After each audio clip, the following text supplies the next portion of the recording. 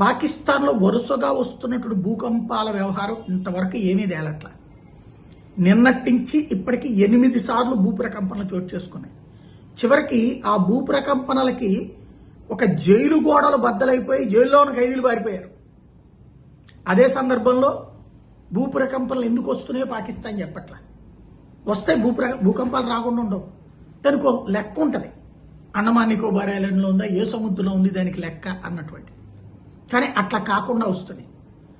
ఇప్పుడు తాజాగా వినబడుతుంది అయితే మొన్న మనం కొట్టొచ్చినటువంటి చోట ఒక ఎత్తు అయితే వాస్తవంగా భారతదేశానికి పాకిస్తాన్కి మధ్యన ఒప్పందంలో భాగంగా మన అణుస్థావరాలు ఎక్కడున్నాయి వాళ్ళకి లిస్ట్ ఇస్తాం, వాళ్ళ స్థావరాలు ఎక్కడున్నాయి మనకి లిస్ట్ ఇస్తారు. ఎందుకంటే ఆడి జోలికి పోకూడదు అన్నటువంటి ఒప్పందంలో భాగంగా, అణునిరాయుధీకరణ ఒప్పందంలో భాగంగా. అవి కాని ప్లేసెస్లో ఇదేమన్నా దాచిందా? అందుకనే మనం కొడితే అంత బిత్తరపోతుందా? ఇప్పటికీ ఆ భూప్రకంపనలకు సంబంధించినటువంటి లెక్కల్ని చెప్పడంలో విఫలమవుతానే ఉంది.